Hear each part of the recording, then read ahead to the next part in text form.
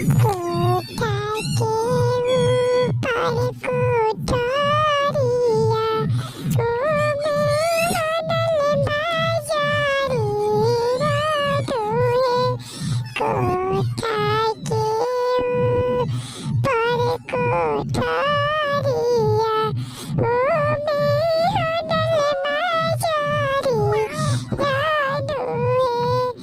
ताई कोठा बहरेली गैया, गैया बछरू साई तेनु है।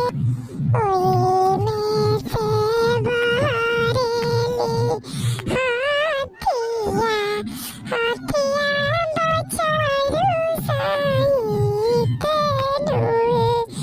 ओए में से बहरेली हाथिया, हाथिया बछरू साई तेनु है।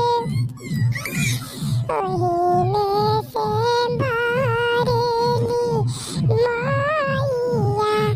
मैया दियावा साई तेनु है। ओहे में से बहरेली मैया, मैया दियावा साई तेनु है। लाहरी जे हउवे कवन समधी, हथिया मंगले दाए जानू है। लाहरी जे हउवे कवन समधी, हथिया मंगले दाए जानू है।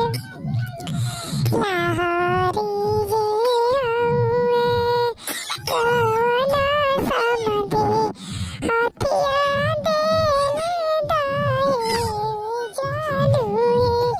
लाहरी जे हउवे बेटी के पापा, हथिया दियाले दाए जानू है। लाहरी जे हउवे कवन बाबू, दियावा मंगले दाए जानू है। लाहरी जे हउवे कवन बाबू, दियावा मंगले दाए जानू है। लाहरी जे हई बेटी के आमा, दियावा दिली कन्या दाननु है। लाहरी जे हई बेटी के आमा, दियावा दिली अंगूरी धाराइनु है। कोठा के ऊपर कोठरिया, ओ में लागल बाजारी रानू है। कोठा के ऊपर कोठरिया,